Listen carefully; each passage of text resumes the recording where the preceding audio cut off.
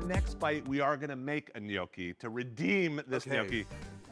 We're not gonna do a potato gnocchi because I don't wanna bring up bad memories for you. Okay. So we're gonna do a one that's really hard to mess up. Has anyone ever heard of like a semolina gnocchi? Anyone? No? Yeah, most people haven't. Most people think of gnocchi the way that Kenji talked about, which is like these little pillows, right? Exactly.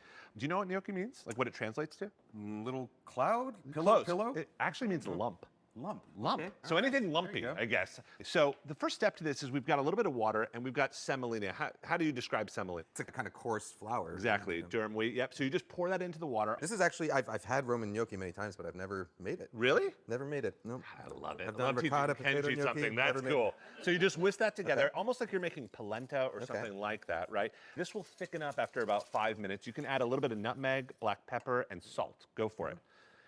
Beautiful. And so what happens is you kind of whisk that up. It starts to look like porridge, right? And it gets really thick like grits. And then you pour it out onto a sheet tray. And it kind of looks like this. I know. Get ahead, right? You will definitely not mess up if you cook on TV. Yeah. So what happens is you at this point can kind of punch out shapes. It's almost like a polenta cake. It's like when you have day-old polenta and you cut them out. 100%. 100%. So what you're gonna do is we have a little bit of a cookie cutter here. Okay. And we're just gonna cut out rounds. So you've got kids. I mean, you've got two kids. You're Oh, this kind would of be a newer great dad. one for. Oh, they great would one for love kids. this. Yeah, do like little star shapes and things like that. But Dinosaurs, I think. Dinosaurs, exactly. So when you're testing recipes, how often does it go sideways?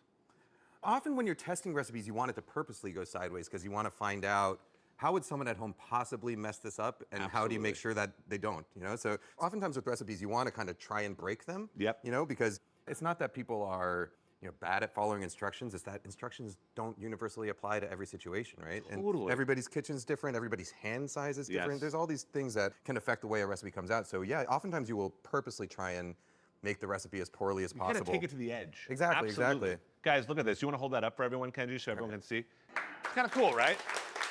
That's great, actually.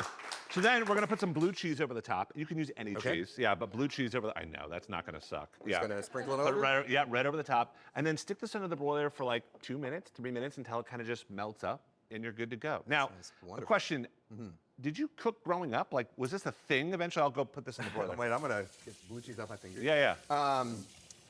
I did not really cook growing up. It was not really an interest of mine. I thought my career was going to be in science. Exactly. Totally. Okay, Totally did. interesting. And then when I went sideways and went into restaurants, and I was working in restaurants for a long time, you can't turn off the way your mind thinks. And so for me, a lot of the times it was, I want to get the answers to some of these questions I have. And restaurants, they're great at teaching you skills. They're great at teaching 100%. you discipline and all these good skills to have. But they're not the best place to sort of explore cooking questions because they're really just about sort of production, right? So for me, it's kind of finding a place where I could kind of marry these two loves was my goal. And now I kind of do it on my own, which is even better. Hey everyone, it's Kenji, and I'm gonna make a BLT. This sandwich is gonna drip. Oh my goodness, that is so good. You do a lot on your own. Has anyone ever seen the Kenji cooking show on YouTube? Yeah. Okay, we have to talk about this for a sec. We have to talk about this for a sec. Also an accident. Yeah, that's okay. Everything in his life's an accident. There's camera people around here. There's no camera people explain your show in the format of this show. This is nuts. I was coming back from vacation once, a snorkeling trip. Okay. And I had a GoPro for taking pictures of fish, I was at home and I was like, oh, I'm about to make food. There's my camera sitting on the counter. I was like, oh, I wonder if what would happen if I put this camera on while I was cooking food. So I did that, and I put that video up on YouTube. One day I looked at my YouTube channel. I was like, oh, this one video has 1 million something views. What was that one? I was like, oh, it was the one where I stuck the camera in my head. Maybe I'll do that some more. And so I get used to sort of talking to an audience while cooking, and so I'm pretty good at sort of narrating what's going on while I'm cooking. And I found it just really comfortable to just kind of have a camera in my head, talk as if I was trying to show someone something that I was excited about, and be natural. And I think people kind of like the fact that my books are very sort of precise and sort of very technique oriented. And I think a lot of people think, oh, you have to do it this way or it's going to come out wrong. And what I try and show on my YouTube channel is that no, you don't have to do it exactly the way it is.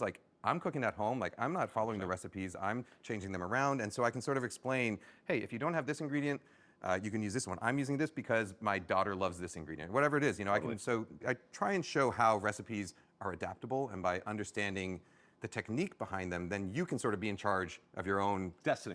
Destiny. It's your own thing. Exactly. Love it. All right.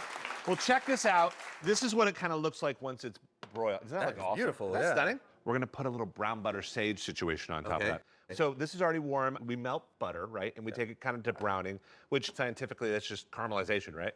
You know, butter is about 80% fat and about 18% water. I love the ways mine works. Yeah. And a couple percent protein and sugars, right? And so essentially when you brown butter, you're boiling off the water content. You're Yes. going to see that foaming at the beginning. Yes. And then once that boiling happens, then the temperature of the butter can actually rise above 212 degrees to the point, you know, up into the 300s, which is where the Maillard reaction, that browning reaction occurs. So I love you so much, man. I like literally, can you just listen to him? I mean, it's amazing.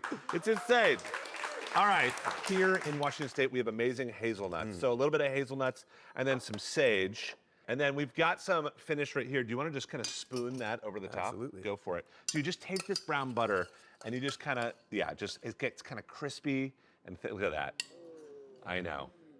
If that is not heaven on earth, doesn't that look insane? This looks amazing. It really does. It's actually good for winter too. Oh, yeah.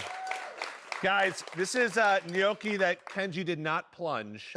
This is legit beautiful gnocchi, semolina. Wow. Beautiful. Isn't that beautiful? I think, all right, I'm gonna give you a spoon. Okay. I'm gonna grab a spoon and then I'm gonna grab something real quick. This is my first bite of food of the day, by the way. Really? Because I've been like, you know, I'm trying to learn how to make lattes, and so I've been running around I've Seattle seen you doing that, yeah. meeting baristas, learning how to make lattes. Oh. Oh, that's killer. That is killer.